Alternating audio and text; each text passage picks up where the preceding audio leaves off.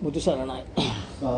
අපි සුපුරුදු පරිදි මේ මොහොතේ සූදානම් වෙන්නේ ලෞතර බුදු පියාණන් වහන්සේගේ ශ්‍රී මුක දේශනාව අතිගාම්භීර සද්ධර්ම ශ්‍රවණය කළා.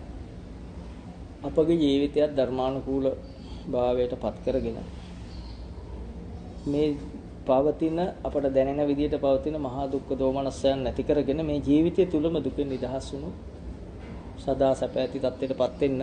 ඒ කියන්නේ අමෘත මහා නිර්වාණ සම්පත්තිය උදා කරගන්නයි අපි මේ ධර්ම ශ්‍රවණය කරන්නේ, වෙන අරමුණක නෙවි. ඒකෙදි අපි මතක තබාගත යුතුයි බුදුන් වහන්සේ දේශනා කරන විදිය අපි තුල ක්‍රියාත්මක වෙන දවසට සිද්ධ වෙන දෙයක් නිවන. එහෙම නැතුව අපේ තීන්දුව ක්‍රියාත්මක වෙන එක බුදුදහම නෙවි. අපේ උපදින තීරණ බුදුන් වහන්සේ දේශනා කළ පරිදි පරිවර්තනය වෙලා වෙනස් වෙලා ක්‍රියාත්මක වෙන මොහොත බුදුසසුන.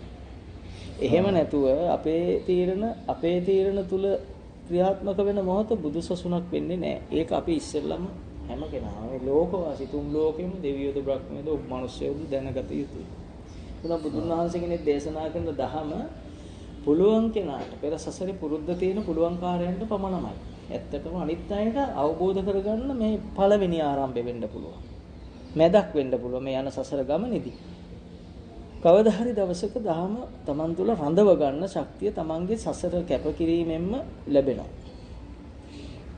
අපේ ජීවිතේ තියෙන්නේ ඇත්තටම අපේ අරමුණු තීරණ මත. අපි සංසාරේ පවතින්නේ අපේ අරමුණු මත. ඔබ ආශ කරන දේවල් ලැබුණත් ආසාව ඉවර වෙන්නේ නැහැ.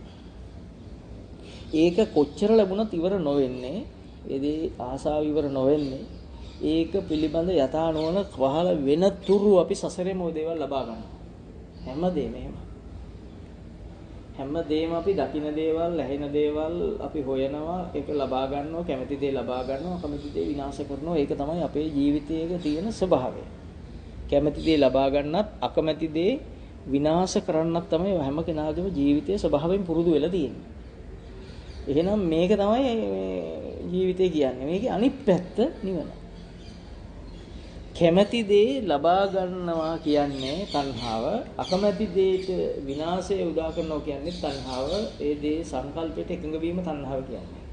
අකමැති දේ විනාශ කරන්නත් හිතට එන අදහසට හිතෙන් එකඟ බව එන්න ඕන. කැමැති දේ ලබා ගන්නත් හිතට එන අදහසට හිතේ එකඟ බව එන්න ඕන. මේ දෙක පටලවා ගන්න එපා. දෙකම එකයි. අනුන්ට බනින්නත් තමන්ගේ හිතේ කැමැත්ත ඕන. අනුන්ගේ හොඳ කියන්නත් තමන්ගේ හිතේ කැමැත්ත ඕන. එතකොට තණ්හාව කියන්නේ ඒකට. රූප තණ්හා, රූපය කියන්නේ සංකල්පය, හිතේ හට ගන්න සංකල්පය. ඒකට තමයි අපි තණ්හාව කියලා කියන්නේ. ඒකට බැඳීම. ඒ බැඳීම නිසා හටගන්නේ සංසාර බැම්මක් කියලා අපට තේරෙන්න ඕන පළමු. රූපෙට බැඳීම නිසා භවයෙන් කවදාවත් ගැලවීමක් නැත කියලා තේරුම් ගන්න ඕනේ. ඒක තමයි දුෂ්කරම අමාරු. අපි උදාහරණ වලින් අනන්ත කියලා තියෙනවා. බුද්ධ චරිත කතා වලින්, අටුවා කතා වලින් කිව්වා. තොදෙය්‍ය බ්‍රාහ්මණයා මැරෙද්දී හිතට ආපු අදහසට ඇලිලා තමයි බල්ලෙක් උනේ. ඕසල මල්ලිකාව මැරෙන මොහොතේ හිතට ආපු අදහසට ඇලිලා තමයි නිරේ ගිහිල්ලා උපන්නේ. ධර්මාශෝක රජුගේ හිතට ආපු අදහසට ඇලිලා තමයි පිඹුරෙක් වෙලා උපන්නේ. තේරුණානේ? ඒ වගේම සෑම උපතක් තියෙන තැනකම කර්මය චේතනාම්බික්කවේ කම්මවදාම කියන කර්ම නියාමයේ ක්‍රියාත්මක වෙනවා. ආපු අදහසක් තියෙනවා, අදහසට එකඟ බවක් තියෙනවා. මේ දෙකම නොදන්නකම තියෙනවා. මේ දෙක මෙහෙම වෙන බව දන්නේ නැති එකට කියනවා අවිද්‍යාව. මේකේ විපාක වශයෙන් මෙනෙහි කරන, ආදීනව වශයෙන් මෙනෙහි කරන, ආස්වාදයේ කෙටි, ආස්වාදයේ සැප ටිකයි, ඔබට ආස්වාදය කරනවා කියන්නේ අසුරු කරනවා කියන එක හිතට එන අදහස අසුරු කිරීමට කියන ආස්වාදය. ආස්වාදයේ කෙටි. අපි හිතමු කෙනෙකුට බණින්නේ තුන. අපි බැන්න. අපේ විපාක බොහෝයි. එහෙම මෙනෙහි කරන්න හැමෝටම බෑ. මම දැන් බැන්නා වගේ නෙවෙයි, මට මේකේ දඬුවම එනකොට මට බැනුම් අහන්න වෙනවා. කොතෙන්දීද මහා සමාජික වෙන්න පුළුවන් එන ආත්මෙක. එන ආත්මය කියන්නේ හෙට මේ ආත්මෙ මැරලා එන ආත්මයක් ගැන නෙවෙයි, කල්ප ලක්ෂකින් හරි මනුස්ස ආත්මය. එහෙම නැත්නම් ඔබ තිරිසන් ආත්මයක හිටියොත් ඊළඟ තිරිසන්නුන්ගෙන් එන දඬුවම. කර්මය මත විපාකය. ආත්මය මොකක් වුණත් එකයි. ප්‍රේතෙක් වුණත් දඬුවම එකයි. ප්‍රේත ආත්මෙ උපන්නත් අර කර්මයෙන් වලට ඒ දඬුවම එනවමයි. මනුෂ්‍ය ආත්මයක් ගැන නෙවෙයි මේ කියන්නේ. අපි කතා කරන්න පුරුදු වෙන මනුෂ්‍යාත්ම ගැනනේ නේ. උපදින හැම තැනම කර්මයේ මත තීන්දුව වෙන්නේ කියන්නේ. කම්ම බන්දු කම්ම පටිසරණ. මේ පිටින් නුවණැත්තන්ට විතරයි අහුවෙන්නේ. එතකොට දැන් අපි කැමති වෙන්නේ කාට හරි බනින්න හරි කාට හරි දඩුවම් කරන්න හරි අපි විපාක ලබා ගන්න. අපි මේක සතුටින් කරනවා නැති කෙනෙකුට තරවටු කරනවා. බෑකේ විපාක බොහෝයි. බොහෝයි කියන්නේ ඉවර කරන්න බෑ. එහෙම බුදුහාමුදුරුවෝ කිව්වා ඇත්තට මෙනෙහි කරන්න කියලා. ඔබේ හිතේ ඕන තරම් හතුරු ඇති. ඕන තරම් ඔබේ හිතේ පළපදියම් කරගත්ත එහෙම නැත්නම් ඔබේ හිතේ මේ එකඟ වෙලා අරයා මගේ හතුරා අරයා මට හතුරුකම් කරපු කෙනා කියලා හිතන්න ඔබේ ඕන තරම් සිතුවිලි ඇති. ඒව ඔබේ හිතට එන හැම වෙලාවෙම ඔබ අසහනයටපත් වෙලා ඇති. ඔබ විරූපී වෙලා ඇති විකෘති වෙලා ඇති. හිතලා බලන්න ඇත්තද මේ කතාව. නැන නුවණ යොමු කරලා බලන්න විදර්ශනාව කියන්නේ ඒක. ඒ වෙලාවට ඔබ කවුද? හොඳට හිතලා බලන්න. කෙහෙල් ගෑන් කපපු මිනිහෙක් හොරාට කෙහෙල් ගෑන් කපපු මිනිහෙක් ගැන ඔබ දන්නා. ඔබ නිකන් ඉන්න වෙලාවට මේ කෙහෙල් ගැන කපපු එක මතක් වුණොත් ඔබ කොයි වගේද? කොයිදෝ කෙහෙල් ගැන කපපු සිද්ධියක් මතක් වෙනවා. පත්තරේ දැක්ක ලිපියක් ආගේ දෙයිනමක කෙහෙල් ගැනක් කපලා. කෙහෙල් ගැන අයිති මිනිහ දුප්පත්. කෙහෙල් ගැන කපපු මිනිහ ප්‍රශ්නයක් නෑ දැන් අපිට. අපි දැන් කෙහෙල් ගැන කපපු මිනිහට විරුද්ධව අපේ හිත වැඩ කරනවා. අපි නිකන් ඉන්න වෙලාවට මතක් වෙනවා මේ කෙහෙල් ගැන කපපු සිද්ධිය. සිද්ධිය කියන්නේ කතාවම මතක් වෙනවා. සංඥාව කියන්නේ මුළු වස්තුවම මතක් වෙනවා. සිද්ධිය. අර දුප්පත් මිනිහාගේ කෙහෙල් ගැන කපලා. දැන් මොකක්ද මට උනේ? ඒ ආපු අදහසත් එක්ක මගේ හිතට ආව මොකක්ද? එතකොට මේ පැත්තක යන ප්‍රවෘත්තියක්. පැත්තක යන පත්තරයක තිබුණු ප්‍රවෘත්ති කැලලක් මගේ හිතට උපදවන්නේ මොනවද? හැබැයි මේ ගැන නොදන්න සියලු දෙනා මේ වගේ දේවල් එකතු කරගන්නවා. දැන් ඉතින් අර කෙහෙල් ගැන කපපු මිනිහට විරුද්ධව කෙහෙල් ගැන ආයිති මනුස්සයට පක්ෂවත් මම විඳවයි. කොච්චර කල් විඳවයිද? මතක් වෙන වාරයක් ගානේ විඳවනවා. අවුරුදු 20කින් මතක් වෙන්නකො බලන්න. මොකද වෙන්නේ? ඒත් ඔය විඳවිල්ල ඉවර නැහැ. අවුරුදු 10කින් හෙට මතක් වුණත් විඳවනවා. අනිද්ද මතක් වුණත් විඳවනවා. බුදුන් වහන්සේටි මතක් වුණත් විඳවනවා. වන්දනාව කියද්දි මතක් වුණත් විඳවනවා. ඉන්දියාවේ ගිහිල්ලා ඉති මතක් වුණත් විඳවනවා. තේරෙනවද? මේක විපාක මේ කියන්නේ ඒක තමයි දික්ක ධම්ම වේදනීය කියන්නේ. ඒක ඔබට ජීවමානව පේන එක. ඒක කාටවත් නවත්තන්න බෑ. මේක නවත්තන්න පුළුවන් ඔබට විතරයි. පිටතින් බෝධි පූජා තියලා බුද්ධ පූජා තියලා නවත්තන්න බෑ. ඒක ඔබට නවත්ත ගන්න.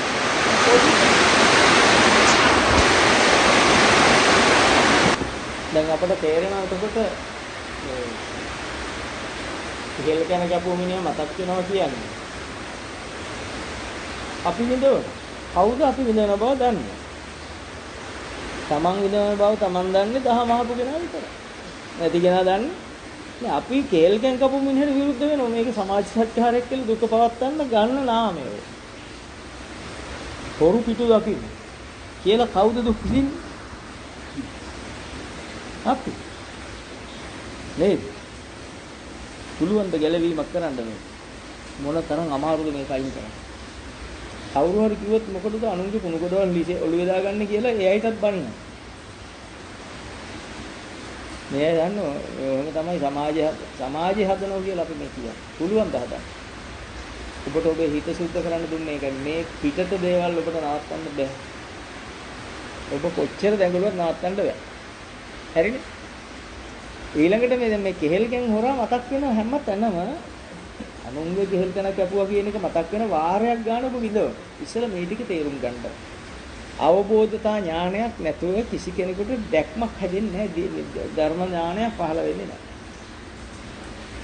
ඒ අනුව බලමු ඔබ පත්තර කියවලා ගණිපු ගොඩ කොහොමද?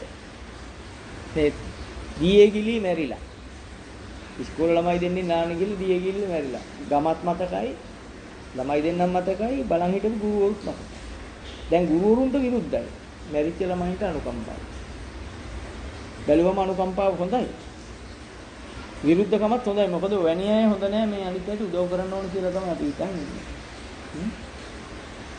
දෙමව්පියන්ට කියන ළමයි ගැන වග කියන්න ඕන මීට වැඩි. දැන් කවුද දුක් විඳින්නේ? මේක මතක් වුණා කියන්නේ බත් කන්න ගියහම මතක් වුණා. පුළුවන් ද කන්න? ඒ වෙලාවේදී මූණ මොන වගේ අර විරුද්ධ හිතෙන්ම මූණ හැදෙනවා. අර විරුද්ධ හිතින්ම වචන හැදෙනවා. තේරුණා කියන්නේ විඳවනවා. විඳවීම කවදාවත් ඉවර වෙන්නේ නැහැ. අවුරුදු 10කින් මතක් වුණා. 10 ඔය දේම වෙනවා. හොඳයි මැරිලා ඊළඟ ආත්මෙට යනවා. දැන් චිත්ත පරම්පරාවට අදාළ නැහැ නේ කය. අදාළ නම් දේවදත්තට එන්නේ නැහැ නේ. සේරිවාණිජික ප්‍රශ්නේ. කය අදාළ නැහැ නේ. මොන කය තිබුණ රූපේක. ඒකයි කල්ප ගණන් රූප තියෙන නිසා මතු කරන් බුදු වෙන්නේ.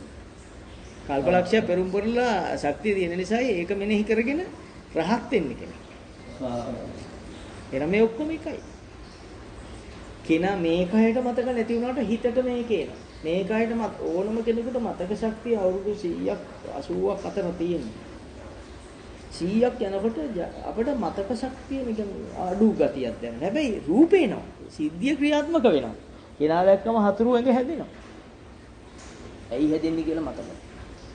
මේ මතකෙ දෙන්නේ නැහැ එක්තරා කාලයක් පැන්නම කාලෙන් වෙන කොටසෙන් ඒක අයින් කරනවා. එච්චරයි අයින් කරන්නේ. නිසා දැන් දේවදත්තගේ කාලේ දිගයි. තේරිවාණිජික ප්‍රශ්නේ. සාරාංශක කල්පලක්ෂයකට පස්සේ බුදු වෙලා ඉද්දි දැක්ක ගමන් අර ද්වේෂෙම එනවා. හැබැයි එයයි දන්නේ මේ ද්වේෂය අතන වලලු වලින් පටන් ගත්තා. රත්තරන් තලියකින් පටන් ගත්තා කියලා.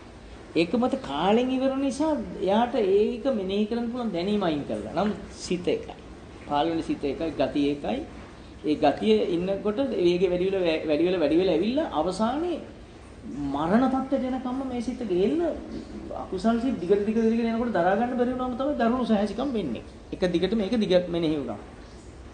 හරිද? දැන් මේ අනුව බලමු ඕගොල්ලන්ට දැන් සමහරට පොඩි කාලේ සමහර සිද්ධි තියෙනවා මතක නැහැ. නමුත් එයා දැක්කම තරහ එනවා. තරහ ආවට මතක නැහැ මේ තරහයි මොකෙන්ද කියලා.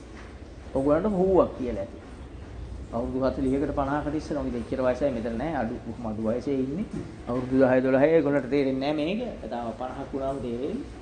අවුරුදු 50ක් 20 විතර බැනපු එකක් දැන් එයි දැක්කට එච්චර එකපාරට අරක මතක් වෙන්නේ. මතක් වුණොත් ඇඟ වේගවත් වෙනවා. සිතෙන් කරනකොට සිත කරනවා. අපට දැනීම උපදවනකොට වෙන්නේ නැහැ. එහෙම දේවල් වුණ තරම් තියෙනවා. සමහරව දැකම නිකන් ඇඟ වයින්නේ නැහැ. ඒ මොකට වයින් වුණාද කියලා දන්නේ නැහැ. කාලෙන් එන කොටසක් තියෙනවා. ඒ කාලයේ දේශ දීපේ කොලේමව් කියන්නේ විලෝකන ධර්ම කියන්නේ කර්මය නිර්මාණය වෙන ආකාරයක් තියෙනවා. අපිට ඕන විදිහට වෙන්නේ නැහැ. එතකොට එහෙනම් මේකයෙත් නොදන්න තැන් අපිට මෙච්චර තියෙනවා. හැබැයි සිද්ධිය වෙනවා. තේරුණා? දැන් ඔය හරියෙන් යනකොට ඔය ළමයා ගිලිච්ච හරියෙන් යනකොට ඔය යෝධයලා හරියෙන් යනකොට ඒ හරියට අපි දන්නේ නැහැ. අපිට නොදැනෙන්නේ ඒ හරියට ඇඟ වේගවත් වෙලා එබෙනවා. එබෙන රූපේ හැදුවා අරසිත. අපිට ඒක මතක නැහැ. ඇයි මම මේකට එබෙන්නේ කියන පෙන්නන්න අර කාලයෙන් වෙන කොටස අඩු වෙලා. කාලේ දිග නිසා ඒක මොකක්ද කියලා අපිට මෙනෙහි කරගන්න බෑ. නමුත් සිතෙන් කරන කොටස හිත කරනවා. විඥාන පොච්චය නාම රූප. විඥානේ හැටි. එතකොට ගැලවෙන්නේ කොහෙන්ද කියන්නේ? සිද්ධිය වෙනවනේ. නේද? හොඳට හිතලා බලන්න. කවදාවත් ඒක නිසා තමයි ප්‍රේතියක් කිව්වේ මගේ පුතේ කියලා දැරිත් හම්බුනට. ප්‍රේතිය දන්නේ පුතා කියලා මෙනෙහි කරන්න බැරි වුණාට කියවුණා. කියවෙන සිත ඉපදුණා. ඉපදුණු සිතෙන් කියවුණා. සිත විසින් මේක කරන්නේ. ඇත්තටම පුතාද කියලා ආත්ම 7ක් 6ක් මෙනෙහි කරන්න ප්‍රේතයකට පුළුවන්. මනුසාත්ම 6. බුදු කී 1000ක් එහා එකක්. කී 100ක් කොච්චර එහා එකක් වෙන්නේ නැද්ද? මෙනෙහි කරන්න පුළුවන්ද? බෑ. නමුත් ඔබ මතක තබා ගත යුතුයි මෙතන හැංගුණු ධර්මතාවල් තියෙනවා සාමාන්‍ය ප්‍රත්‍යක්ෂන ඒකට අහු වෙන්නේ නැහැ ඒවා. ඒ එච්චර දුර එකක් හිතට දුරක් නෙවෙයි. හිතට පොඩි දුරක් නෑ හිත නිර්මාණය වෙන එක තුල. කම්ම බඳු කර්මයේම නෑය කොට නිර්මාණය වෙනවා. කම්ම පටිසරණ ඒව සරණම මේක තියෙනවා. අපිට පේන්නේ. නොපෙනී ජීවිතේ වෙලා මේක තියෙනවා. ඒ නිසා අතිශය පරිස්සම් වෙන්න ඕන අපි මැරෙන වෙලාව. මරණාසන්න වෙලාව. ඕකම තමයි වෙන්නේ. එයයි දන්නේ නැහැ මතක් වෙන්නේ හොඳ ඒවා නෙවෙයි නරක ඒවා. අසුරු කරපුවමයි. එයා පුරුදු කරලා තිබුණොත් මේවා සංස්කාර කියලා බලන්න. මේවා කෙලෙ උපාදාන ස්කන්ධ කියලා බලන්න. මේවා අනර්ථයි කියලා බලන්න. මේ හිතට එනේවා සිතුවිල්ලක් කියලා බලන්න. ඒ බලන දැක්ම බලවත් කරන් තිබුණා නම් ඒ කෙරෙහි ශ්‍රද්ධාව බලවත් කොට තිබුණා නම් වීරිය බලවත් කොට තිබුණා නම් ඒ සඳහාම සිත මෙහෙवला සති ඉන්ද්‍රිය බලවත් කරලා තිබුණා නම් ඒ සඳහාම මෙහෙවීම සඳහා අනිත් වෙලනවත්තා සමාධිගත වෙලා තිබුණා නම් පුරුදු කරලා තිබුණා නම් ඒ සඳහාම නුවණින් කටයුතු කරලා ප්‍රඥාව උපදවලා තිබුණා ඉන්ද්‍රිය ධර්ම පහ බලවත් කරලා තිබුණා නම් මේ ධර්ම පහ බලවත් කරලා තිබුණා නම් මරණාසන්න වෙලාවේ මොකක් ආවත් එයිට දහම විසින් පෙන්නන ඔක සිතක් කියලා. ඒකත් සිතක්. ඔක සිතක් කියලා ගනිමු තේරෙන්නේ එහෙම. හොඳ ඒකත් මතකයක්. අරකත් මතකයක්. මේකත් මතකයක්. මේ මතකයෙන් කරන්නේ කෙලෙස් අයින් කරන්න පිහිටන. සංසාර මතකයෙන් කරන්නේ කෙලෙස් උපදවන. බුද්ධ වචනේ මතකයෙන් කරන්නේ මම තේරෙන බසින් කියන්නේ බුද්ධ වචනේ මතකයෙන් කරන්නේ කෙලෙස් නැසවන. උපන්න කුසල් පහ කරනවා නැවත උපදින්න තියෙන ශක්තිය අයින් කරලා දානවා. ඔයාලට තේරෙනවා නම් මුළු විශ්වයම මේක එක තියෙන්නේ. මේ බුද්ධ වචනේ මතුවෙච්ච වෙලාවේ ගලව ගන්න. තමන් බය වෙන්න සංසාර බැම්මක් හදාගත්ත හැම කෙනාම කොතනින් ගැලවෙන්නද? දැන් දේවදත්ත රන්තලිය ගැන හදාගත්ත බැම්මෙන් කොහොම ගැලවෙන්නේද? හදාගත්ත දේවදත්තද නෑ. නමුත් මේ දේවදත්ත නමින් ඉන්න කෙනා අර කර්මයේ මත ජීවිතේ තියෙන්නේ. කර්ම නැත්තම් දේවදත්ත කෙනෙක් මනුස්ස ලෝකේ නෑ. කර්ම සේවල තිබුණා නම් එහෙනම් දහමහරනේ කර්ම සේවෙන්නේ. ඇහුවනම් සේ වුණා නම් පැලවෙන්න බීජ නෑ. බීජ නැත්තම් දේවදත්ත කෙනෙක් මනුස්ස ලෝකෙක නෑ රහතන් වහන්සේ කෙනෙක්. තියෙනවා නම් ආයි පැලවෙනවා. මොනවා හරි තිබ්බත් පැලවුණා. මම හිතන්නේ මේ අපේ තියෙන කර්මපතේ දිග පළල කියන්න අපි භාෂාවලින් හෝ දැනීමෙන් බෑ. ඒකට තේරුම් ගන්න බෑ. එච්චර විශාල කර්මයක් අපිට තියෙනවා ගෙවන්න විපාක ගන්න. හැබැයි ගෙවන්න එච්චර දඟලන්න ඕනේ නෑ. ඒ කියන්නේ බුදුන් වහන්සේ කිව්වේ මම චුට්ටි දෙයකින් නුඹලාගේ සියලු කර්ම වෙනස් කරනවා. ඒ මොකද ඔබේ සිත දැකීමෙන්. සිත දකින්න මේක සංස්කාරයක්. පොඩි දෙයයි. මේක සංස්කාරයක්. පොඩි දෙයයි. මේකට කියන්නේ තියෙන දේ ඒ විදිහට දැක්කා. තියෙන දේ තියෙන ආකාරයෙන් දැක්කා. අසවලා හතුර කියන්නේ සිතුවිල්ල. ප්‍රශ්නේ නෑ. සිතුවිල්ලක නෑනේ හතුරේ. සිතුවිල්ලක හතුරෙක් ඉන්නවද? නෑ සිතුවිල්ල කියන වචනේ තුලම තියෙන්නේ. තියෙන සංකල්පෙම මිදීම. තියෙන සංකල්පේ තමන්ට මත හැරිලා. සංකල්පෙ මිදීමක් තියෙනවා මේක නුවණක්. සිතුවිල්ලක් කියලා හිතුවා. සිතුවිල්ල කියන එක ඇතුළාන්තේ තියෙනවා අපේ බඹයක් පමණ මේ කය ඇතුලේ මෙන්න මේ ස්කන්ධ පහක් තමයි සිතුවිල්ලක් කියන මොහොතේ තියෙන රූප වේදනා සංඥා සංකාර විඥාන කියලා ස්කන්ධ පහක් තමයි සිතුවිල්ල ලෙස තියෙන්නේ. අපි කියන්නේ සිතුවිල්ල කියලා. ඒක තනි වචනෙන් කියද්දි. ඒක විස්තර කරද්දි ස්කන්ධ පහ. බස් එක කිව්වම තනි වචනේ. ඒක ගලවලා බලන ටයර්, රිම් එක, ගියර් පෙට්ටි එන අරවම ඔක්කොම ගලවලා වීදුරු ගලවලා බලන මහා ගොඩක්. ගොඩ එකතු කරලා ගත්තම බස් එක. ස්කන්ධ පහ එකතු කරලා ගත්තම පංච උපාදාන ස්කන්ධ. ඒක තනි වචනෙන් කිව්වොත් සිතුවිල්ල. වචන. ඒ අයට තේරුම් ගැනීම පිණිස භාෂාවක් තියෙන්නේ. ඒක භාෂාව විශාල වෙන්නේ තේරුම් ගන්න පුළුවන් කෙනාට එක එක වචන වලින් තියෙනවා. එතකොට අපිට පුළුවන් වුණොත් ඔන්න දැන් එකපාරට කෙනෙක් දැක්කම වේගයක් එනවා. සියුම්ම තමන්ගේ ඇඟ වෙනස් වීම දකින්න පුරුදු කරලා තිබුණා. මම කියන්නේ විදර්ශනා වඩන් යනකොට සිත විතරක් නෙවෙයි සිතුවිල්ලෙන් දකින්න බැරි ඒවා මේ ඇඟ වෙනස් වෙනකොට දැනෙනවා. මේකපාරට කයට වේගෙනුත් දැනෙනවා. දැනෙනවා පේනවා. මේකත් සංස්කාරය. කියලා දකින්නකොටම මෙල්ල වෙනවා. ඊට හරි හැල්ලුවක් වෙනවා. හැල්ලුවත් සංස්කාරයක්. මොකද මගේ එකක් වෙන්නේ. ඒක මම නොවන කයක මමෙක් කොහෙද ඉන්නේ? සතර මහා ධාතුලින් හැදුණු කයක මමෙක් කොහෙද ඉන්නේ? එහෙනම් මම නොවන එක අයිතියක් කොහෙද තියෙන්නේ කියලා හෙන ප්‍රඥාවක්. මහා ගාම්භීර ප්‍රඥාවක් යාගේ හිතේ වැඩ කරනවා. මේ සතර මහා ධාතුන්ගෙන් හැදුණු කුණුප කොටස් 32ක මේ කයක මම නොවන කයකට කොහෙද සිත මගේ වෙන්නේ කියලා මහා නුවණක් පහළ වෙනවා. එතකොට ඇඟට එකපාරට හැල්ලුවක් දැනෙනවා. හැල්ලුව ෂෝක් කියන්නේ නැහැ. හැල්ලුව කියන්නේ සංස්කාරයක් කියලා හිතෙන්ම කියනවා. කියනකොටම පුජ්‍යල භාවය හැදෙන්නේ නැහැ. සක්කාය නැති වෙනවා. සක්කාය නිරෝධ වෙනවා. උපන්න කුසල් පහ වෙනවා තවත් විදියක්. සක්කාය දිට්ඨිය නිරුද්ධ වෙනවා. නිරුද්ධ වෙනවා කියන්නේ අක්‍රිය වෙනවා. නිරුද්ධ වෙන්න දෙයක් තියෙන්නේ නැපේ. නේ රෝධයක් නේ නිරෝධ වෙන්නේ.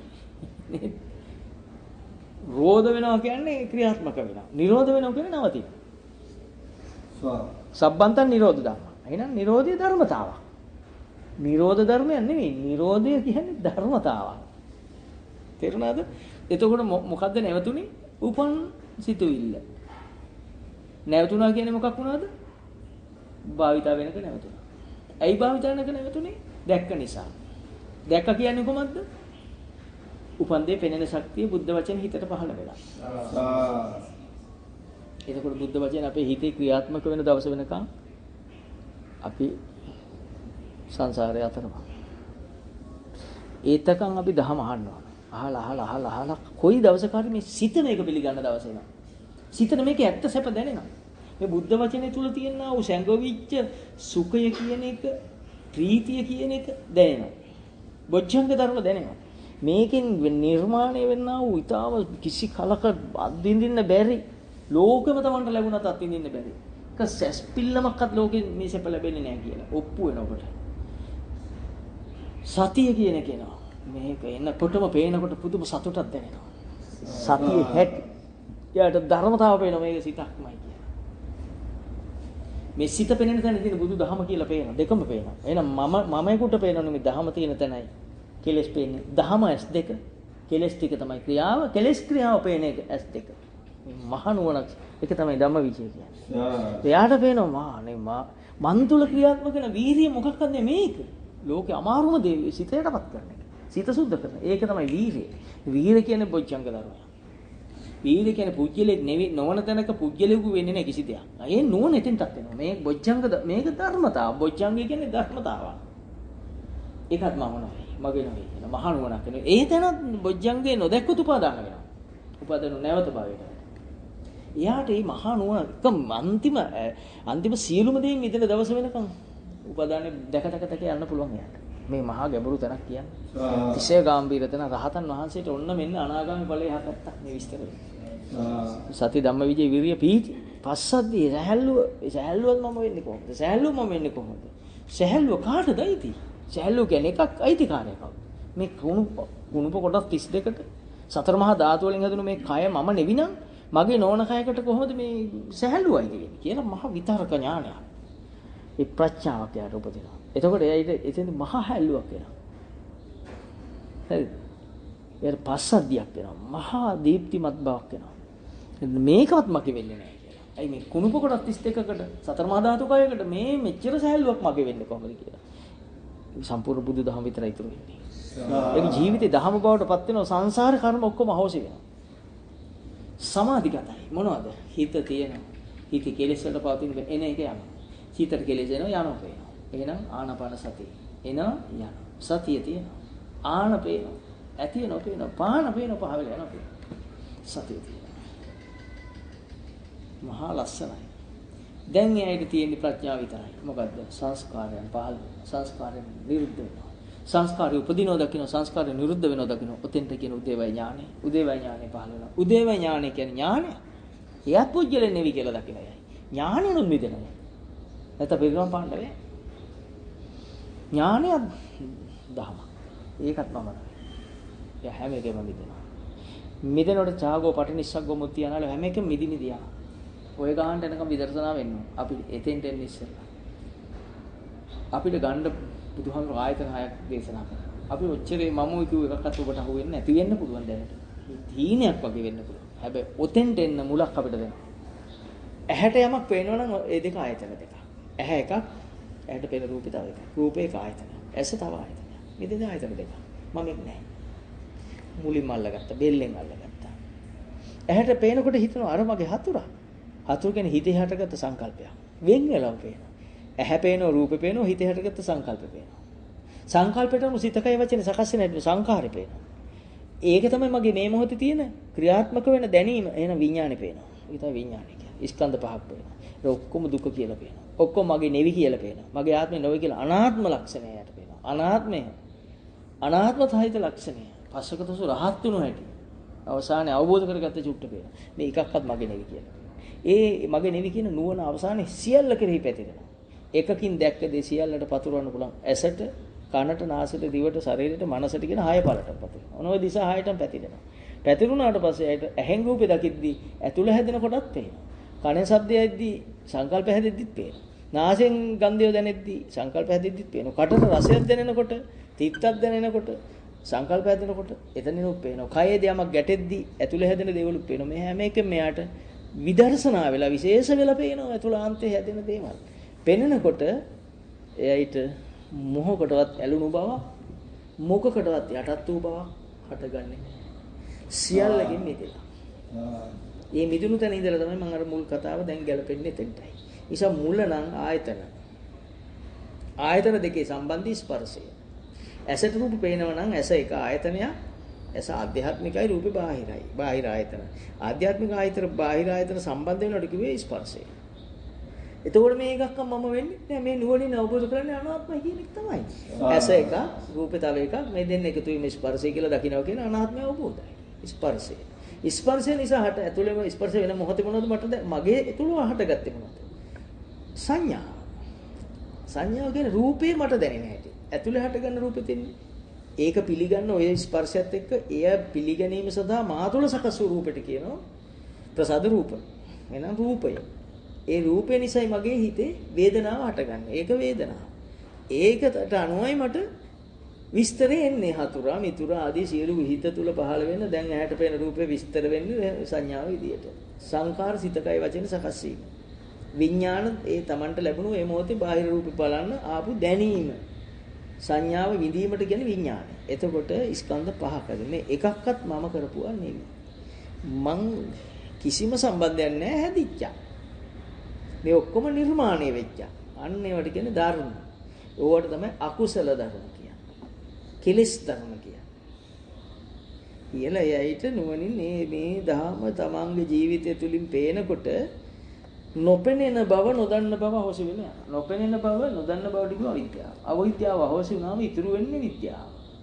විද්‍යාව කියන්නේ දන්න බව අවබෝධය. මේ දෙකම ඥාන කියලා පේනවා. ඒවත් මම නොවේ කියලා පේනකොට එතනනු මිදලා අව්‍යාකෘතයට. අකුසලෙන් මිදලා කුසලයට ආව කුසලයක් ධර්මතාවකේ දාන අව්‍යාකෘත ධර්ම වලට ආවා. පරද්දන්න තියෙන ඔක්කොම පැරද්දුවා. එතකොට දැනෙනව නම් යමක් ඒකවත් මගින් කියනවා සංඥාන වේදිත නිරෝධ සමාධියට වෙන්න පුළුවන්. මේ මහ ගොඩට ගන්න අපි දේව කතා කරලා වැඩක් වෙන්නේ නැහැ. අපි එතෙන් දෙන්න ඉස්සෙල්ලා අපි ගොඩක් උත්සාහ කරමු. මම ඉස්සෙල්ලා කිව් දෙයක් තේරෙන්නේ නැති ඔබට ටිකක් කල් යනකොට මේ ජීවිතය තුලම මුල වෙච්ච අමතකයි. නමුත් හිතෙන් මේක ක්‍රියාත්මක කරනවා. ඒ හිතේ මතු කරලා පෙන්නන්නේ නැහැ. අතීතේ වෙච්ච සිද්ධිය මේක මේ නිසයි මේ නිහා මට මෙහෙම එකක් පොඩි කාලේ ගලක් ගහලා තියෙන ඔළුවට. නමුත් ඒක මතක නැහැ. මතක නැතුව එයා දැක්කම ඒකට අමුතු විකෘතියක් ආවා. විකෘතිය නෙවෙයි.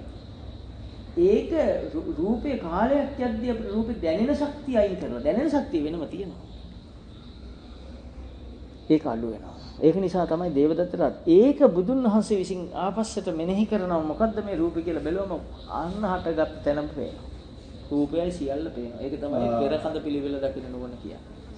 ඒ නුවණ තියෙන කෙනෙක් තමයි දකින්නේ මේ සියල්ල දිගටම චක්‍රය වගේ කැරකි අලුත් වෙවි තව කර්ම එකතු කර පරණ කර්මයට තව එකතු වෙනවා. ඒකයි මේ පරණ කර්ම දෙකම කර්මපත දෙකක්. ආයශරයක් බැන්නොත් 3යි. තාසරයක් බැන්නොත් 4යි. කර්මපත 4ක්. බුතු අම්මේ කොහොම ජීවත් වෙනවද කියලා ඇත්තටම මේක තේරුණාම දුවන්න තැනකුත් නැහැ නේ. දිවතිති ඒ කර්මයන්නේ. ඒක තැන හිටියත් කර්ම. මේ අන්තිමට පුදුමාකාර සසර බයක් එනවා ධාම තේරෙනකොට. නැත්තම් සසර බයක් කාටවත් නැහැ. සසර ගැන දන්නේ නැහැ. දන්නේ නැති මිනිහා මෝහයේ ඉන්නේ මේ බය නැහැ. දන්න කෙනා පුදුමාකාර බයයි. තමන් පත්තු කරන පහන. බුදුහාමුදුරනේ පත්තු කරන පහන. තමන් හිතන මේ දිශාවට තියන්න. බුදුහාමුදුරගේ පපුව පැත්තට තියන්න. වෙන කෙනෙක් ඇවිල්ලා පත්තු කරන තමන්ගේ පපුව පැත්ත. ආපෝ කාලා වැඩි. මම තියන්නේ බුදුහාමුදුර පැත්තට දෙන්න ඉවරයි. තේරුණාද? නෑවන් තියන්න ඕන බුදුහාමුදුරගේ පැත්තටත් නෙමෙයි මෙහාටත් නෙමෙයි නැගෙනහිර දිශාවට දැල්ල. මිනිස්සු එක ඒවා ඉන්නේ මේ පත්තු කරන්නේ. පහන පත්තු කරනෝ නෙවෙයි දිශාවල් හොයන. පැතිමාරු කරගන්න. එතකොට මම පත්තු කරලා තිබුණේ දැල්ල බුදුහාමුදුරු දිශාවට. ගෙදර ළමයි ඇවිල්ලා පත්තු කළා මගේ දිශාවට. මොකಾದ මේක කරේ? මෙහෙමද මේ බුදු කුටිය තියන්නේ? බුදුහාමුදුරන් පහන තියෙන එකෙන් අපි ආවේශ වෙන්නේ නැද්ද? මලේ නැට්ට තියන්න ඕන කොහාටද? මිනිස්සු මලෙන් දුක් විඳින හැටි මේ කියන්නේ. නැට්ට හරේට මල මෙහාට. ඔබ මල තියෙන කෙනෙකුට දුක් විඳිනවා. ඔබ පහන තියෙන කෙනෙකුට දුක් විඳිනවා. නේද? මොකෙන්ද දුක් නොවිඳින්නේ? බුදු කුටිය ඇතුලේ මකුණේ දිව්වා. බුදුහාමේ පහම් පෙරලගෙන මකුණ මරනවා. පිරිසිදු කරනවා කියන්නේ සත්තු මරණ එකනේ. නේද? වෙන මුකුත් කරන්න අපිට දෙයක් නැහැ නේ. මකුණු කූඩු හදලා දැල් බැඳලා ඉතිඋට වෙන යන්න දෙනකුත් නැහැ. මම කරන්නේ බුදුහාමුදුරුවෝ පිරිසිදුකම හදන්න කියලා. ඉව නොකර ඉන්න එපා කරන්න. ඉතින් අපි තරහට අර මකුණක් දැල් බැඳලා වැඩි නම් කරන්නේ ඌට හයියෙන් ගසන. ඉතින් ඌට අපේ පාරක් කන්න බෑ. අපේ පාර කපිටක් කන්න බැරි එකේ මකුණාගේ මුකුත් ඉතුරු වෙන්නේ නැහැ. අඬු හය පැත්තට ගියා. බඩ තැලිලා ගියා. ඊට පස්සේ අපි කාටවත් නෙපෙන්න අරන් දැම්මා. අනුන්ට නෙපෙනුනාම මන් නිදහස්. කර්මයේ හැටි. කවුරුත් ඕනේ නෑ. අපි ලස්සනට පිරිසිදු කළා. මකුණ මරුවා කියන්නේ. ඒක මේ අනුන්ට පෙනුනොත් තමයි පව්. අපි ඉන්නේ දැන්. ඒකෝ බලනකොට බුදුහාමුදුරුවෝ පහනක් තියලා නැහැ මනුස්සය දුක් විඳලා. පහන ඕන කෙනෙක් ඕන පැත්තට තියපුවා. පහන තියුවම එයා පින් කරනවා නම් මටත් ඒකේ කොටසක් අයිති තියෙන්නේ. මන් නිදහසෙල ඉන්නව නෝකෙන් ඉස්සෙල්ල. මන් තියෙන වෙලාවට මන් තියෙනවා මේ පැත්තට. ඒකත් සිතුවිල්ල. මේක මම කරනවා නේ. මට සිතට අනුවනේ මේක කරන්නේ. සිතට අනුව කය සිත සංවිධානය වෙලා මේක කරනවා මිසක් මම එක් කරනවා නෙවෙයි කියලා නුවණින් පහන තියෙනවා. එතනත් විදර්ශනාව. නැත්තම් පහන තියෙන පැත්ත ගැන හිතන්නේ අවිද්‍යාවෙන් නම් ඒ මනුස්සයා බුදුහාමුදුරු සරණ යන කෙනෙක් නෙමෙයි මේ පහන තියන අන්‍යාගමිකේ අර නිකන් ඉන්න මිනිස්සු පාරේ යන ගමන් බුදුහාමුදුරු දැක්කම ඉතින් බලාගෙන යනවා ඔද ගරු කරේ නැහැනේ අපිත් ඒ වගේ පහන තියන්නේ අන්‍යාගමිකේ උපතින් බෞද්ධයෙක් එහෙම හිතන් ඉන්න මනුස්සයා බුදුහාම ගැන මෙලෝදියක් නොදෙන පහනක් තියෙනවා පින් ඇතිනේ පින්වන්තනේ උසස් අය ඉතාලියේ මැරෙන්නේ පින්වතුන්නේ ඉංගලන්තේ ඉතාලියේ ඇමරිකාවේ මැරෙන්නේ ගොඩක් පින් කරපු අය. අන්න පිනට හැම්බෙච්ච ටික. ඔන්න ඉතුරු කරපු අයට ගියපු කල. 4න් 2ක් ඉතුරු කරපු මිනිස්සුන්ට හම්බුණු තෑග්ග. අවසාන මොහොතේ හදිසි අවස්ථාවේ තිබිච්චනේ. ඔය මන් දන්නේ ප්‍රඥාවන්තයෝ නුවණින් දකින්න දෙයක්. ඒක හොඳට තේරුම් ගන්න බුදුහාමුදුරුවෝ මේ දුක නසන්න කියලා දේශනා කරද්දී සියල්ල දුක් ඉස්සලා හඳුර ගන්න. කොතනින්ද මං අහුවෙන්නේ සසරට? සමහරට ඔබට මැරෙන වෙලාව ඉදිකටු තුඩක් මතක්. ඉදිකටු තුඩ කියන්නේ හිතට රූපයක්. හරිද? ඉදිකටු තුඩ කියන්නේ හිතට ඒ රූපේ සමග හිතට යම් වින්දනයක් උපදින වේදනාවක්. ඒක දැනෙන්නේ නැහැ අදුක්කම සුඛ වේදනාවක්. ඉදිකටු තුඩ. තුඩ මතක්. ඉදිකටු තුඩ කියන්නේ හැඳිනීමක් විතරයි. සංඥාවක් විතරයි. රූප සංඥා. ඊළඟට ඉදිකටු තුඩ කියන්නේ සිත කය වචනික සකස් වීම. සංකාරය. ඉදිකටු තුඩ කියන මොහොතේ ඔබේ හිත ඉදිකටු තුඩ ඇසුරු කරනවා මිසක් වෙන ලෝකයක් ඔබට ලෝකෙ වෙන්නේ නැහැ. ඒකට කිව්ව විඥානය. ඒතකොට ඉදිකටු තුඩ කියන්නේ සරලව කිව්වොත් උපාදාන ස්කන්ධයක්. ස්කන්ධ පහක පහළ වීමක් විතරයි. ඉදිකටු තුඩ කියන්නේ සිතුවිල්ලක පහළ වීමක් විතරයි. මේ ටික නොදැන මැරුණොත් ඉදිකටු තුඩ ඇති නිරේ ගිහිලා ලගින්න. සතර අපාය ගිහිලා ලගින්න. වෙන මොකුත් වෙන ඉදිකටු තුඩ ඇති නැවත උපදින්න. උපදිනකොට ලැබෙන ටික ඔක්කොම ඉදිකටු තුඩ නිසා ලැබෙනවා. සිවුර මතක් වෙලා කවුරුවත් දෙවියෝ උනේ නැහැ. සිවුර මතක් වෙලා හම්බ උනේ කාවෙකුගේ ඇඟක්. දැන්වත් තේරුම් ගන්න රූපේ එච්චර රූපය ගින්නක් කිව්ව මිසක් රූපය සැපක් කිව්වේ නෑ. සියලු රූප දුකක් කිව්වා.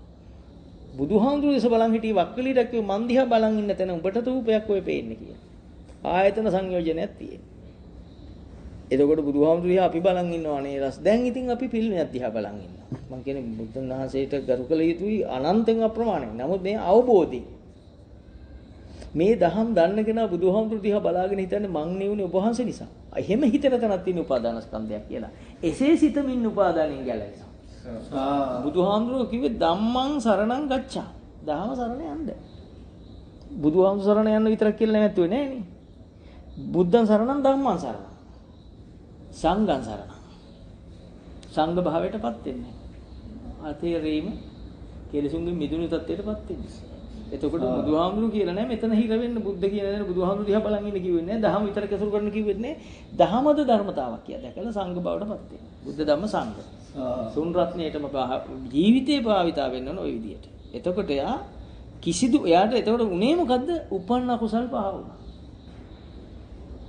උපන්න කුසලේ පහ වුණානේ. උපන්න කුසලේ පහ වෙනකොට මොකද්ද වෙන්නේ? එහෙනම් පහ වෙනවනම් යමක් පහ වුණා නම් යමක් තියෙන්න ඕන. මෝදර වතුර දාලා අතක් ගන්නකොට එතන මොනවද උනේ? ගන්නකොට මතන වැහිලි ඉවරයි. වෙන එකක් ඇවිල්ලා එතන වැහුණා. එහෙනම් එතන තියෙනවා. එහෙනම් දැන් උපන්න කුසල් පහ වුණා නම් මොකද්ද දැන් තියෙන්නේ? පහ වුණා නම් නැති වුණානේ. දැන් තියෙන්නේ මොකද්ද? කුසලේ තියෙන්නේ. අකුසලේ පහ වුණා නම් තියෙන්නේ කුසල. ඒකයි නූපන් කුසල් ඉපදුණා කියන්නේ. තේරුණා නේද? මහා දහම කිරි මේ ටික තේරුම් ගන්න උත්සාහවන්ත වෙන්න. ජීවිතය තුළ තියෙන්න ඕන සුද්ධවන්තම භාවය මේ කියන්නේ අතිපාරිශුද්ධත්වය. එතකොට ඔබට මේ උපන්න අකුසල් පහ වෙනවා කියන්නේ අකුසලේ පහ වෙනවා කියන්නේ යමක් නැති වෙනෝනේ. අකුසලයේ කියන්නේ සිත සංකල්පයක්. ඒක නැති වෙනවා කියන්නේ එහෙනම් එතන තියෙන්නේ බුදුහාමුදුරුගේ වචනේ. ඉතුරු වෙන්නේ. අන්න ඒකයි කුසල කියන්නේ. උපන් කුසල් ඉපදිලා. දැන් වෙන්නේ උපන් කුසල් යාට ඇසුරු වෙනවා. ඇයි තියෙනක නැසුරු වෙන්නේ?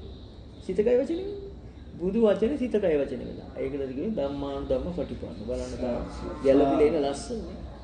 එතකොට එයාට කෙලෙස් නෑ දැන්. එයාට කෙලෙස් නැත්තම් ඇහැ වැඩ කරනවද? ඇසෙන් මිදුණා. කනෙන් මිදුණා. නාසයෙන් මිදුණා. දිවෙන් මිදුණා. ශරීරයෙන් මිදුණා. මනසෙන් මිදුණා. හය පළෙන්ම මිදුණා. මිදුණු බව ධර්මතාවක්. එයත් අවබෝධ කරගත්තොත් මිදුණු බවනො මිදුණා. ඊට වඩා කරන්න දෙයක් මිදුණා කියලා දැක්කොත් මිදුනේ මොකෙන්ද කියලා නොදැනගත්තොත් ආයෙ යනවා එතන අනාගාම කරලා නවතින. නෑ මිදුණු බව ධර්මතාවක්. එයත් මම නොවේ, මගේ නොවේ, මගේ ආත්මේ නොවේ අනාත්මයි කියලා දැක්ක ගමන් සියල්ලම කල යුත්තේ කරා. උඩට සිංහලෙන් කියන්න භාෂාවකින් කියන්න බෑ ওই ටික. ওই ටික විතරක් භාෂාවකින් කිවිය නොහැක. එතකොට ඔබ එහෙනම් හොඳට තේරුම් ගන්නද පාරේ යනවා මිනිස්සෙක් හයියෙන්. හයියෙන් ගියාම අපිට අඳුරන්න බෑ. අපි මොකද කරන්නේ? අපිට දැන් බලන උමනාව. අපි හයියෙන් දුවලා යනවා පාරයි. අර මොකද හයියෙන් ගියේ පාර. හෙනින් ගියා නම් අපිට අර මිනිහා යන්නේ. හයියෙන් ගියා මොකද දන්නේ නැහැ. අපි කරන්නේ ඉතින් දෙනවා. අපි සාමාන්‍යයෙන් අපිට කියලා තියෙන ක්‍රමයක්. තොරතුරු තාක්ෂණය. ඔය තොරතුරු තාක්ෂණය කම්පියුටරින් කරත් ඔය වල් වැඩේම තමයි කරන්නේ. ඕක වල් වැඩක්. වල් වදිනවා කියන්නේ සසරට වැටෙන එකනේ. සංසාරයට කියන්නේ වල් වැඩ කියලා. වල් වැදීම කියලා. මම මේ වචනේ කිව්වේ. එතකොට දැන් මේ මිනිස්සයා කරන්නේ අර යන කෙනා දිහා එගුණු එකම කම්පියුටරේ ඔබලා බලනවා මේක එනවද කියලා. D එක එනවද? B එක එනවද? මම දන්නේ නැහැ. මම මේ නොදන්නේ ඒවා කියන්නේ කියලා අමාරු වැටෙනවා. මේක එනවද? අර ඩෝ එක එනවද? මේ ඩෝ එක එනවද? අර වැඩේම මේ කරනවා. ඉතින් අර අමාරු වැටීම මෙතන වැටලා. අරක බාහිරින් බලනවා මෙයා ළඟ ඉඳන් බලනවා. රංගින රුසියා බලනවා. රංගින ඇමරිකා බලනවා. අපි චීනා බලනවා. මෙතන ඉන්දියා බලනවා. අපිට ඉන්දියාව බලන්න එබෙන්නේ පාය උඩට. එක්ක චිත්‍රපටයක් බලන්න එපේ. මෙයා චීනා ඔබ ඇඟිල්ලෙන් ඔබ චීනා. යයි නේ නියම තැනට. දීලා තියෙන්නේ නිරේතම යන්න බෑ. අපි මේකට කිව්ව තොරතුරු තාක්ෂණය කියලා. තාක්ෂණය නෙවෙයි. මායයට කියනවා. හොඳට තේරුම් ගන්න මේ කියන ඒවා නිවන් දකින්නම කියන දෙයක් මිසක් කාටවත් විරුද්ධව නෙවෙයි. මේක ඔක්කොටම විරුද්ධව තමයි ඇත්තට. නිවනට පක්ෂ. ඒතර සංසාරේ යම් කිසි කෙනෙක් අපායට සතර අපායට හෝ නැවත උපතක් තියෙනවා නම් මොකක් හරි ඇසුරු වෙලා තියෙන. ඒක තේරුම් ගන්න අද දවසේ වෙන මොකුත් එපා. තොදෙය බ්‍රාහ්මණයට රත්තරන් මතක් කියලා බල්ලෙක් වුණේ. රත්තරන් බඩු ටික මතක් වෙලා. තමන් වල දාලා තිබුණු බඩු ටික මතක් වෙලා බල්ලා වෙලා ඉපදුණා. අම්මා මතක් වෙලා දුව ගෙබ්බෙක් වුණා. මහත්ය මතක් කළා නෝන ගැරඬියෙක් වෙනවා. ඉඩම මතක් කළා මහත්යා ඌරෙක් වෙනවා. නැවත උපත තියෙන රූපේ ඇසුරු වීම මත. රූපේ ඇසුරු වීම තියෙන තාක් භවය ඉවර නැහැ. එහෙනම් රූපේ ඇසුරටයි කියන්නේ තණ්හාව රූප තණ්හාව කියලා මතක තියාගෙන යන්නද. රූප තණ්හාව. ශබ්දයක් මතක් වුණා නම්, බෙරහඩක් මතක් වුණා නම් බෙරේ කියන්නේ රූපයක්. රූපයක් වේ. වේදනාවක් වේ සංඥාවක් වේ. ශබ්දය සංඥාවක්. බෙරේ මතක් වුණා කියන්නේ ඇසුරු වෙන්නේ රූපයක්. මොකද බලන්න බෙරහඬ. බෙරහඬ කියන්නේ ශබ්ද විතර දෙන්නේ නැහැ. ශබ්දය විඥාණය වෙනවා. ශබ්දය තමයි අරූප වෙන්නේ. ශබ්දය මතුවෙන රූපේ රූප වෙනවා. රූපද වේ අරූපද වේ. හරිනේ. දැන් යාට බෙරහඬ ඇසුරු වෙනවා. එද හිතෙන් බෙරේ මවා ගන්නවා. මැවෙනවා. මිනිහා බෙරහඬ අහනවා හිතෙන්. ඒ හඬට අනුව කකුල හෙල්ලෙනවා, අත හෙල්ලෙනවා. ඔලු හෙල්ලෙනවා. බලන්න නැද්ද කියලා මේ පණුවෙක් වගේ වෙන්නේ නැද්ද? ඒ ස්කන්ධ පහට පුළුවන් අපිව ඒ වෙලාව ආවේශ කරලා රූපෙට අලවලා තියලා තණ්හාව උපදවලා දෙන්න රූපෙට. රූප තණ්හාව. ඒක තමයි ශබ්ද තණ්හාවෙන් කරන්නේ. ගන්ධයක් මතක් වෙන හිදි මල් සුවඳ. නාහෙන් අදින්න බලනවා මේ මල් සුවඳ. අයියෙන් ඇදලා බලනවා එනවද කියලා. මල රූපේ. මානෙල් මල කරලා මානෙල් සුවඳවල කට. දැන් මානෙල් සුවඳක් ඇදලා බලනවා කටින් හරි බලනවා එනවද කියලා. නෑ. නැත්නම් අයියෙන් ඇදලා බලනවා.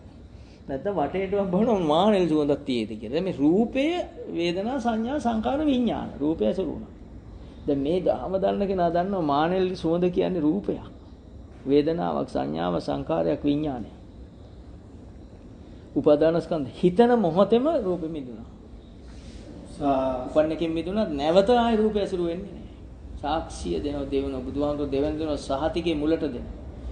නූපන්න අකුසල් නූපදින තත්ත්වෙක ඉන්නේ. මොකද ශණයක් තුල මේක අයින් වෙන නිසා ඒ ශණේ තුල අයින් වුණා නම් තියෙන දහම තියෙන තැන රැකෙන නූපන්න අකුසල් නූපදින. නූපන්න අකුසල් නූපදින්නේ මොකක් කරලා දන්න මොකක් නිසාද මේක ලැබුණේ දෙවන උපෙන්න. උපන්න අකුසල් පහ කර නිසා. උපන්න අකුසල් පහ කරගෙන උපන් රූපෙන් මිදුණා. හරිද? එතකොට තියෙන්නේ මොනවද නූපන් කුසල් ඉපදිලා. දැන් මේ ටික ඇහුවාම ඔබට පැටලෙනා වගේ දෙන නම් මොකුත් ඕනේ නැහැ. මම ඒ ටික ආයි සිංහලෙන් කියනවා. දැන් මෙයාට ඇසුරෙන්නේ තියෙන එක කුසලයේ තියෙන කුසලයේ ඇසුරු වෙනවා. තේරෙන්නේ? දැන් එයිට හරිම සරල දෙයක් මේ කියන්න හදන්නේ හොඳටම තේරුම් ගන්න ඔබ කවුරු සීල දනාම. දැන් එයිට ඇසුරු වෙන්නේ සත්‍යධර්ම විතරයි. වෙන මොකුත් ඇසුරු වෙන්නේ නිර්මල චතුරාර්ය සත්‍ය ඇසුරු වෙන්නේ. ඒ කියන්නේ යාට නෙළුම් මල මතක් වෙනකොට සංස්කාරයක් කියලා පේනවා හිතට. නෙළුම් මල මතක් වෙන්නේ. රූපයක් කියලා පේනවා හිතට රූපයක් කියලා පේනවා. පේනකොට මල අතෑර. රූපේ පේනවා. රූපේ පේනවා. රූපේ පේන තැන තියෙන ධම්මැස. කියලා පේනකොට පෙනෙන ශක්තියත් නෝනින් අවබෝධ කරගන්නවා මමෙක් නෙවෙයි කියලා. දැන් මෙයා කියලා ඉවරයි. මේ ගානට ඔබේ හිත විදර්ශනා වෙනවා නම් ඔය තමයි විදර්ශනා ඥානය කියන්නේ. ඔය ගානට එනවා නම් ඔබට දැනෙනවා මේ ටික. ඒ ටික කියන්න එපා. ඒක කිව්වට වැඩක් ලැබෙන එක නෙවෙයි. නමුත් කියන්න. එයාට දැනෙනවා රූපස්කන්ධ ගොඩ වෙලාවක් යනකම් ඇසුරු වෙන්නේ නැහැ. ඒක නූපන්න කුසල නූපදී. බොහොම සමාධිගත සිත. සිතම විතරක් පේන සිත. එක දිගට පේනවා එයාට පාවෙන ගතියක් දැනෙනවා. සෑල්ලුවක් දැනෙනවා. මහා ප්‍රීතියක් දැනෙනවා. එයා ඒකත් නුවණින් අහලා තියෙන බුදු පියාණන් වහන්සේගේ මොකද? මේකත් සෑල්ලුවක් ධර්මතාවක්. ඒකටවත් ඇලෙන්නේ. මහා ප්‍රීතියක් දැනෙන ඒකත් ධර්මතාවක් කියලා නුවණින් ඒව පව දකින්න. මේ හිත ගැන කියන්නේ. ඒක ඇස්පියම් මෙයා පුරුදු වෙලා ඊට පස්සේ ටික දවසක් යනකොට මෙයාට ඇස්සරියත් ඒ தත්ති තියෙනවා. තේරුණාද? ඊළඟට ඇවිදිද්දිත් පුළුවන්කම එනවා. ඇවිදිද්දිත් එහෙම පේනවා. මෙයාට පේනවා කියන්නේ හිතේ සතීන්ද්‍රිය වැඩ කරනවා. බුද්ධ වචනේ උපදින ශක්තිය තියෙනවා. කෙලෙස් රූප උපදින වගේම බුදුන් වහන්සේගේ ශ්‍රී මුඛ දේශනාවත් එයාගේ හිත තුල පහළ වෙනවා. අන්න ඒක සතිය වැඩ. එයා ඇවිදිද්දිත් පේනවා, හිටගෙන ඉද්දිත් පේනවා, වාඩි වෙලිද්දිත් පේනවා, කතා කරද්දිත් පේනවා, නිදාගනිද්දිත් පේනවා. එකක්වත් එයා කරන වැඩ නෙවෙයි නිසා නිදාගනිද්දිත් සීත උපදිනකොට සතිය විසින් මේක පෙන්නලා අවශ්‍ය කාරණා ඉෂ්ට සිද්ධ කරනවා ඇති. ඔන්න අපි තුල විදර්ශනා ඥානය පවතින හැටි. පවතින ඕන ආකාරය. එතකොට දැන් දේවදත්ත අපි එතෙන්ට එමු හරි වටින තැන මේක අවබෝධ කරගන්න කවුරුත් උත්සාහ කරන්න. දේවදත්ත සාර අසංකේය කල්පලක්ෂයකට එහා සේරි වාණිජ රන් තැටියක ප්‍රශ්නයක් ඇදගත්තා. මේ රන් තැටි ප්‍රශ්නේ ඇදගෙන දේවදත්ත මහා විපාකයක් එකතු කරගෙන මේ සාරාසංක කල්පලක්ෂ භූමිය ඇවිල්ලා දැන් බුදුණු ආත්මේ දේවදත්තට බුදුහාමුදුරුවෝ දැක්කම තරහ එනවා. තරහ එන්නේ අන්න අතනින් කියලා පේන එකයි නැත්තේ. ඒක තරහ එන එක තියෙනවා. සිත විසින් කරන ක්‍රියාව තියෙනවා. සිත විසින් හේතුව පෙන්නන්නේ. ඵලය ලැබලා දෙනවා හේතුව නොපෙන්නන්නේ. තේරෙනවද කියන්නේ? අපි තුලත් ඔච්චරයි. සමහරව දැක්කම අපි නිකන් කුප්පලාක බලාගෙන ඕක තමයි වෙන්නේ. අපිට නොදන්න කම තියෙන කර්මෙ තිබුණට දහම එසේ. අපි දැන් හිතන්නේ ලෝලුවක් කරන් යන්නේ බුම්ම ගෑන යන්නේ. ලෝලු හට්ටිය හොයන්නේ මම විතරයි කරන්නේ කියලා. මේ සංකල්පෙන් කවදා බේරෙන්නේ? ඒ ලෝලු හැඳි ගන්නක හිතන්නේ මම්ම කරන්න ඕන කියලා. ඒවල එහෙමනේ උයන්නේ නේ. යුද්ධයක් නේ. අනිත් කෙනා ඉන්නේ කන්න මං ඉන්නේ හැඳි ගන්න. මේ සංසාරේ නිවන් දකින්න ඇවිල්ලා හිතනේ. හොදික හට්ටිය හැඳි ගන්න එකේ ඒක පිනක් බවට පත් කරගන්නත් ඒක නිවනට මාර්ගයක් කරගන්නත් දක්ෂෙක් වීමයි බුදු සසුන කියන්නේ. අනේ මේක කනිත් අය කාලා සතුටු වෙයි. මේක සංස්කාරයක්. එහෙම හිතෙන එක සංකල්පයක් කියලා හිතලා උපාදානෙන් හිත මුදවගෙන හොද්දද හැඳි ගන්නවා. හැඳි ගන්න එකේ පින සම්පූර්ණයි තියෙන්නේ. නැත්තම් පින ලැබෙයි කූඩැල්ල වගේ පණුව කටේ. දත් නෑ දත් හරින් එක දතක් මෙහෙන් එක දතක් හරියට කුලඟට පෙරලිච්ච ගස් ගොඩක් වගේ තමයි දත් එන්නේ. මෙහෙම තියෙනයි බය වෙන්න එපා. මම මේ කියන්නේ කර්මය ඔබ පන්සි මේ කියවල ඇති പ്രേත වස්තු විමාන වස්තු කියවල තියෙන මේවට අදහලා කතා තියෙනවා කියන්නේ. අපි දීලා හිතනවා මං අරම දුන්නා කියලා. දෙනමට වැඩිය භයානක හිතෙන එක. දීලා කරන පින වගේ නෙවෙයි හිතෙනකොට සංඛාරයක් කියලා අයින් කරන්න බැරි වුණොත් අපරාධි මම මේ දුන්නේ මේක මට මේ සල්ලි දුන්නට වැඩිය හොඳ පුටුවක් ගන්න සල්ලි තිබ්බනා. දැන් මේ කරගත්තේ දුන්නු එකට වෛරසිත එන්නේ. දැන් අපි මැරිලා කවදා හරි උපදින කාලෙක මේ පින මතක් වෙයි. කල්ප ලක්ෂයකට පස්සේ මේ පින අපිට නොදැනුණාට එනවා. දීපුසිත එනවා. අපිට දැනෙන්නේ නැහැ. දැනෙනවනේ මරණ වෙලාවට දැනෙන්නේ නැත්තේ. නැතු කොහොමද යහපැත්තට? ඊට ගොඩක් ගැඹුරුයි මේ දහම. කියන්න තේරෙන්නේ කිව්වට තේරෙන්නේ නැහැ. ඒකයි මම කියන්නේ නැත්තේ. එතකොට දැන් අරයා නැවත කවදා හරි කල්ප ලක්ෂයකට පස්සේ හරි මනුසාත් උපදිද්දී අන්න අර හොදි හට්ටි ඇඳි ගාපු හිත එනවා. එයාට නොදැනෙන්නේ. ක්‍රියාවල චිත්ත රූප ලෙස එනවා. ඒකෙන් එයයි ඔහොම ලස්සන දීපන තියෙන තැනක මනුස්ස ලෝකෙක මව් කුසකට ඇවිල්ලා උපදිනවා. ඉපදුනා මේ ඇයිට කන්න ප්‍රිය නැහැ. කන්න බෑ. ඉරට්ටක් වගේ ඇඟ. එහෙමයි මේ බය වෙන්න එපා. යාට කන්න බෑ. ඉතින් යාම විටමින් කියලා තව දෙනවා ගිලින්න. දුන්නම තව කෙට්ටු වෙනවා.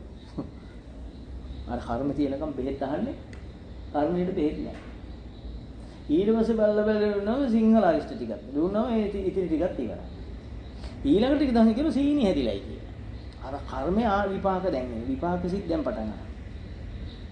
අර මොකුත් නෑ දීපු එක දුන්නා පුටුවක් ගන්න තිබුණා නම් අපෝ මේක මහා කෙලෙස් සිතක් කියලා සිතක් කියලා ඒක බැහැරකොට ඒ ඇසුරු නොකල තණ්හාවෙන් මිදී රූපෙට තණ්හා නොකර රූපෙන් මිදුණා නම් ආපු උපන්න අකුසලේ පහ කරා නම් කරපු පින ඉතුරු වෙනවා. පිනේ ආනිසංසෙද්දී හොඳ මනා අංගපසඟක් තියෙන පින අයිති කෙනෙක් බවට පත් වෙනවා. පිනවත් හරියට අපි කරලා නැහැ.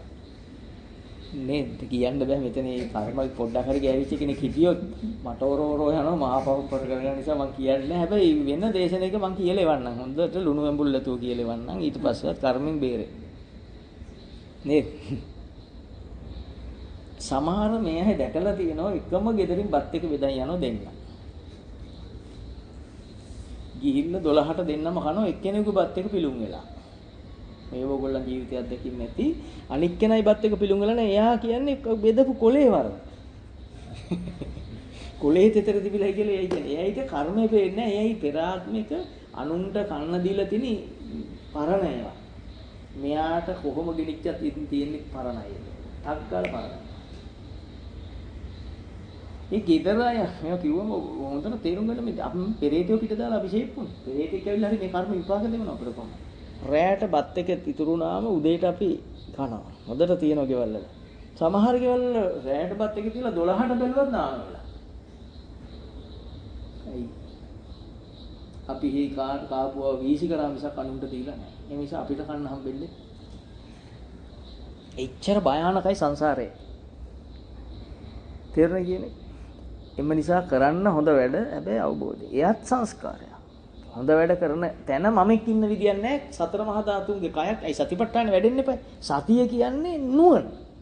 මේ බඹයක් පමණ කය පිළිබඳ මනා විග්‍රහය සතිපට්ඨානික. එතකොට පේන්නොන මේ කය සතර මහා ධාතු. සතර මහා ධාතුන්ගේ හැදිච්ච කයක් මම නෙවිනම්. පඨවි ආපෝ තේජෝ වායෝ මම නෙවිනේ. එහෙනම් එහෙම මම නොවන එකකින් හැදිච්ච මේකයි මගේ වෙන්නේ කොහොමද කියලා නුවණ තියෙන කෙනෙක් එකපාරට එයාට මතක් වෙනවා අර හොරා කේල් කැන් කපපු. හොරා කියන්නේ සිතුවිල්ල. දැන් සිතුවිල්ල ඇසුරු කරන මගේ කය හැදුනේ කය මගේ නෙවෙයි. ඊළඟට ගාලා අර නුවණවල ඔක්කොම එකතරට වැඩ කරනවා. අර දැනගත්ත බුද්ධ ඥාන ටික මේ කය සතර මහා ධාතු බව මේක කුණුප කොටස් 31ක් බව කියන මේ ඥාන ඔක්කොම ගලාගෙන යනවා තින්ට. නූපන් කුසල් උපදිනවා කියන ඔක්කොම නූපන් කුසල් දැන් උපදින්න ගන්න. කුසල් සික් කියන බුද්ධ වචනේ. මේක කුණුප කොටස් 31ක් මේක මගේ වෙන්නේ කොහොමද දෙයියේ? අසවල හතුරු කෙනෙක්ගේ සිතුවිල්ලක් විතරයි කියලා මහා බුද්ධ විග්‍රහ බුදුහාමුදුරන්ගේ දහම සාගරයක් වගේ එතන පිර හිත නිවිලා යනවා.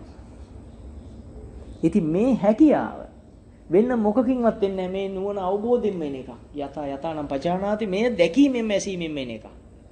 වෙන ඒව කරා කියලා මේක එන්නේ. තේරුණා? අපි කොච්චර මල්ලාස නතු ගාලා ඇද්ද, අපි කොච්චර පහන් පත්තු කරලා ඇද්ද සසරේ. දැන් අපේ මූණේ පහන් නිවිලා. මූණ බැලුවාම පහන්තිරේ පිච්චිලා ඉවර දැලි තියෙන පහන්තිරයක් වගේ මූණ. කෑවේ vitamin A B C D Z වලට යනකම් කෑවා. ඉංග්‍රීසි අකුරු කෑවන් තියෙනවා. කාලා මූණ. hina මූණ කවදාවත් නැහැ එම්බාම් කරලා. ඒක මතන්ව එක් දිනක් ගිය මරණය, දීහ මතන්ව දෙදිනක් ගිය මරණය, ත්‍රිහ මතන්ව තුන් දිනක් ගිය මරණය, නවසීවිතික පබ්බේ. පළවෙනි දවසේ ගියාම සුදුමැලිව මරණය. දෙවෙනි දවසේ ගියාම ඉදිමෙන මරණය. තීහ මතන්ව තුන්වෙනි දවසේ ගියාම නව දොරින් ඕජස් කරන ආරම්භ සිවුම් ආරම්භ වෙන කය නිල් පැහ ගන්නවා.